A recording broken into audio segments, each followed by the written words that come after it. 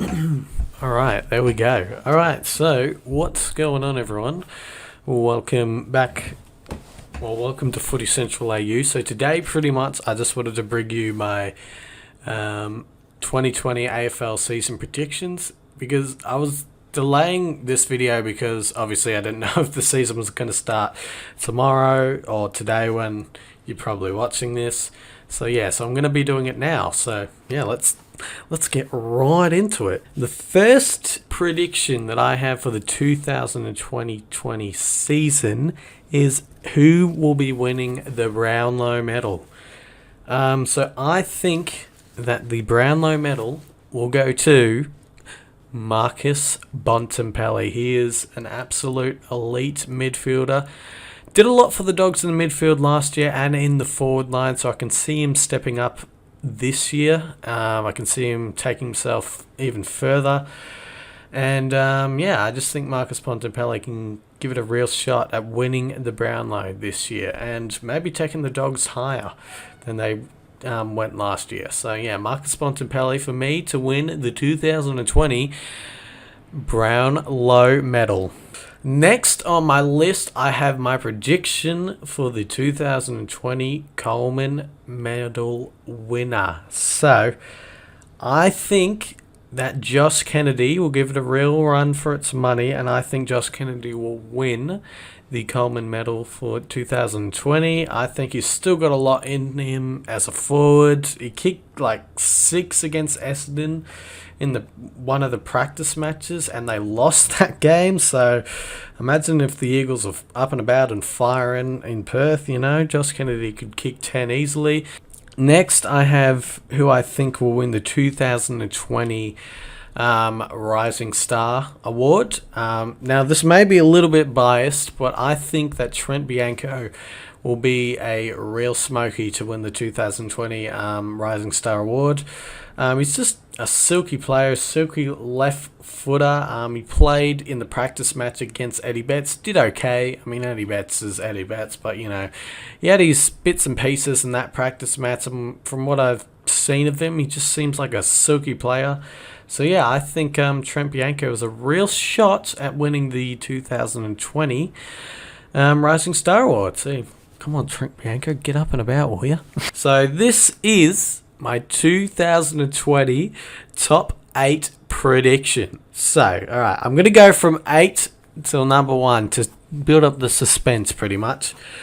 Coming in at number 8, I have the St Kilda Saints. I think the Saints really impressed in the preseason, and I know a lot of you will say, preseason, blah, blah, blah.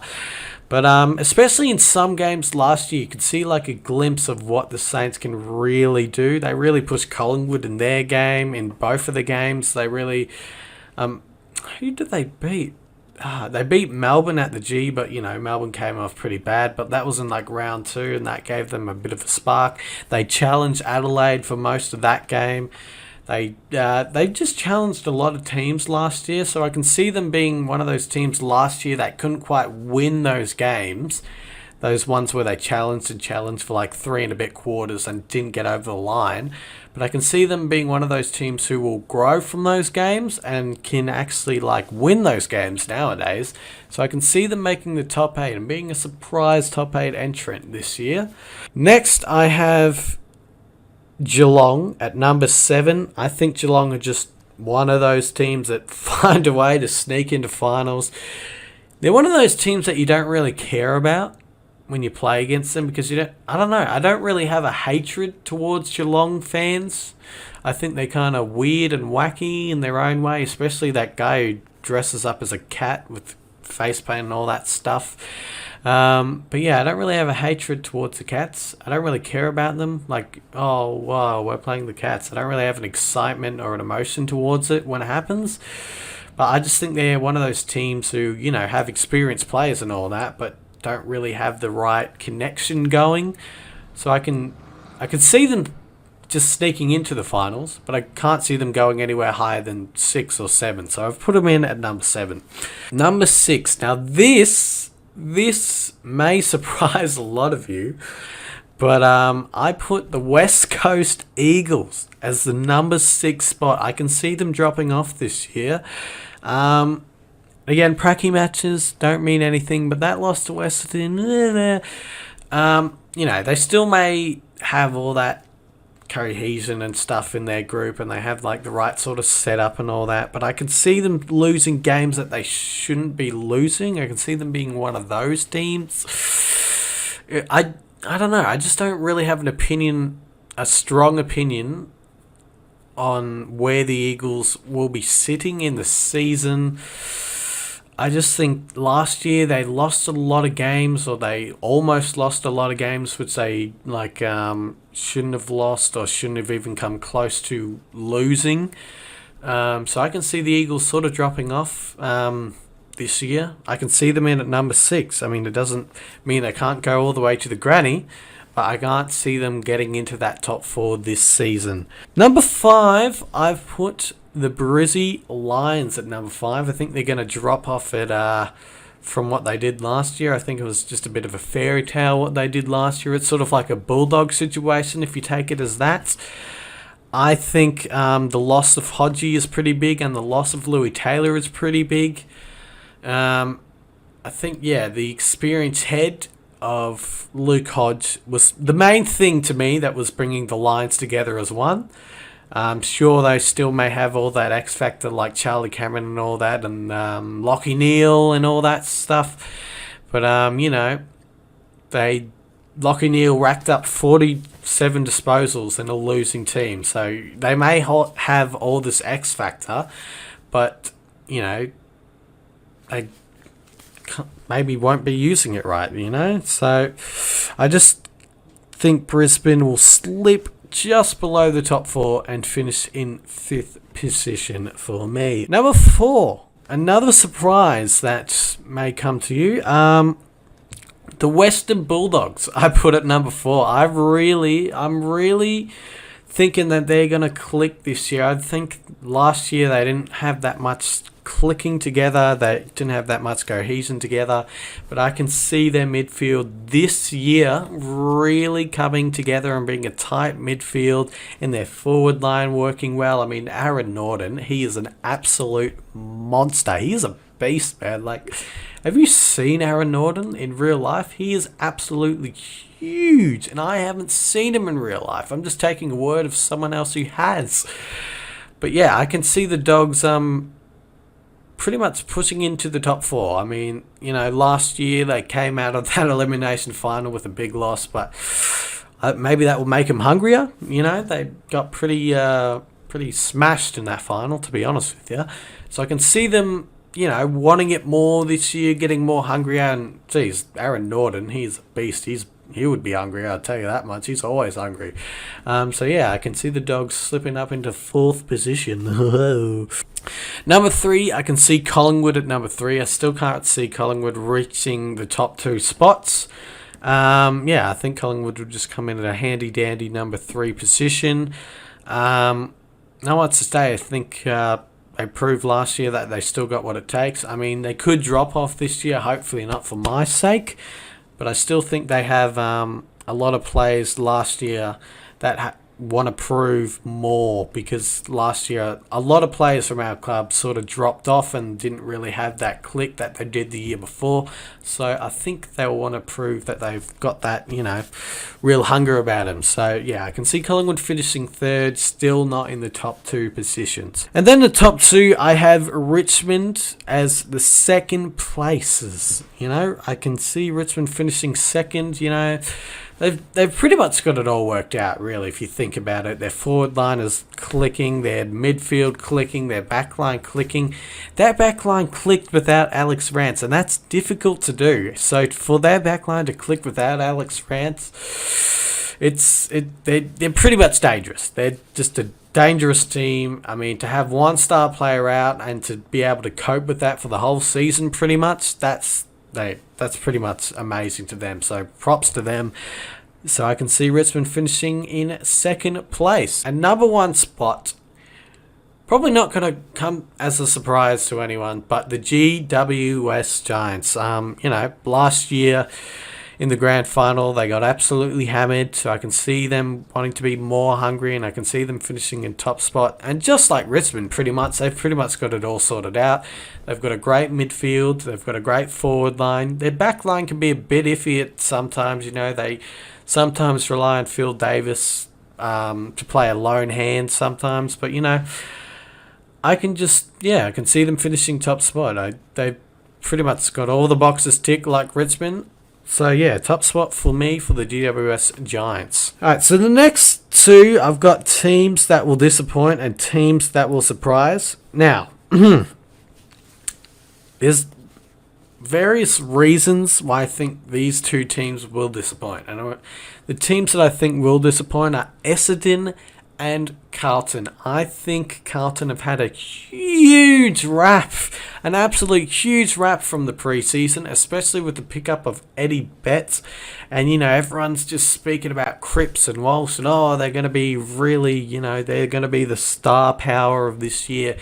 But I can see it all falling apart like it sort of did last year again this year, and I can see it disappointing. I mean, even in the practice matches, when they had a full team, they're still losing by 30 points or more. So, I don't know. I can see Carlton, just because they had a big rap, that's all I'm going off here. I can see Carlton just disappointing only because they had a big rap this preseason, all right? So, I'm not saying that they're a shit club or whatsoever. I can only see them disappointing because they had a big rap on the preseason. No digs at Carlton. I'm just kidding. Fuck them. All right, and Essendon, I don't know where they're at. I seriously do not know where they're at. Last year, they won games where you didn't think they would win, but then they lost games where you didn't think they would lose. They're just such of an iffy team, and I can see them disappointing. Like, they played so well during sort of the last sort of parts of the season last year, but I can't see that going over to this year. I can see it dropping off for the Bombers. They've got all the... they're one of those teams where they've got all the tools to be in the top 8, but they're just not using the tools correctly, is what I'm putting down. So, the Bombers to disappoint for me. Now, on to some happy news. The teams that will surprise, pretty much. I've written down 2 teams that I think will surprise.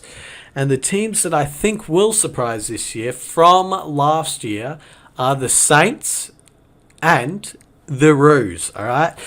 I think the Saints, obviously, I put them in my top 8. I think big raps on the Saints. I think they're starting to work out what's working for them and starting to work out how they can beat teams. And again, going back to what I said on the ladder, I think they're really going to push teams this year to the point where they'll actually defeat teams that they didn't defeat last year but came close to. So I think the Saints will be an absolute team that will surprise. And North Melbourne, I think, as well as the Saints, they started to work things out during the last part of last season. I think their midfield really started to put their head towards the ball, collect the disposals and just do everything sort of right. I think during the early stages of the season last year, North Melbourne weren't really, they had all the tools, just like the Saints did, but or whoever I mentioned before, the Bombers, I think it was. They had all the tools, but just weren't using them correctly. And during the last part of the seasons, they were using the tools correctly. So it pretty much goes for a lot of teams. They have the tools, but they just haven't been using them correctly. And I think that North Melbourne are going to start to realise how to use the tools correctly in their midfield, in their forward, even their back line. So, yeah, I think North Melbourne will be a real team to surprise. I don't have them in a top 8 situation. I wouldn't be surprised if they did, but I can see them being a team that pushes to number 9 to that sort of 12 position. So, yeah, North Melbourne are really surprised this year. All right, so now we head into the final situation, the big rubber-dub, the big season finale. Here we go. So, I'm going to go from a different position to how I've written it down. I'm going to start off with the best finals player. And again, maybe a little bit biased to what I'm wearing, But my best finals player is going to be Steel Side Bottom, the Silky Steel, the Man of Steel, whatever nickname you want to give him. Super Steel, I don't even give a crap. I think Steel Side Bottom really lighted up in the finals. I think last year he didn't really show that much in the finals that he could have, so I think he's going to take that into this year. If the Pies do make the finals, that is to say, and really shine a light on the finals, shine a light on himself pretty much, and pretty much push Collingwood, hopefully, to higher places in the finals. So Steel Side Bottom as my best finals player. Alright, straight to the chase pretty much. My grand finalist this year. Oh, I've written the wrong team there. I think...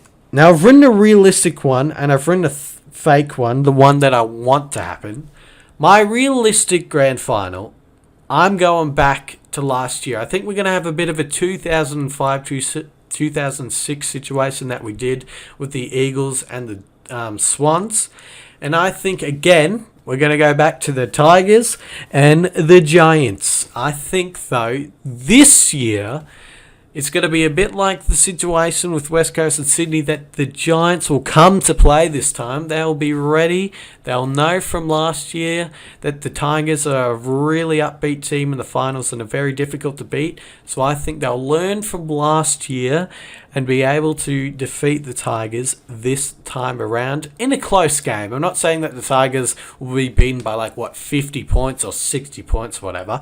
I'm probably saying that they'll just get beaten by the 2 points or the 1 point margin in a close game situation, because, the Tigers are still good. They're obviously going to put up a fight, but I think the GWS Giants would have learnt from last year and will be able to put on a better fight and will be able to win in a close situation. Alright, my fake grand final, the one that I hope to happen, is Collingwood versus GWS. I don't know. To say it's unlikely at this point of the season, or the season hasn't even started yet. So we don't know what's happening. I don't know what's happening. I'm just writing this down as what I hope to happen. I think Collingwood and GWS as what I hope to happen. I really hope it does. I think hopefully Collingwood could win.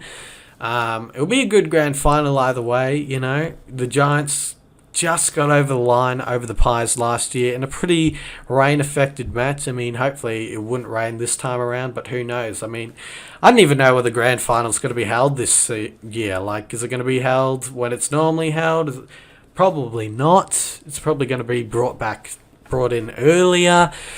It's going to be a weird situation, but whenever they do bring it, hopefully it doesn't rain, and hopefully it just makes for a good atmosphere in the final series. So, yeah, Collingwood and GWS is a hopeful grand final situation, and the Pies to get over the line, because they're still looking for it. We're still looking for that grand final happening and that grand final win. We've been really pushing it for the last 2 seasons, so I think this season, hopefully, see the word hopefully, we can win it this season. But, that's my hopes. I'm probably going to get crushed like I did the last 2 seasons. So I'm not crying still about it, but whatever.